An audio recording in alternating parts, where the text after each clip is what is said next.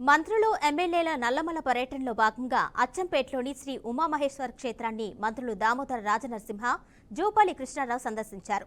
మంత్రులకు ఉమ్మడి జిల్లా ఎమ్మెల్యేల బృందం స్వాగతం పలికారు.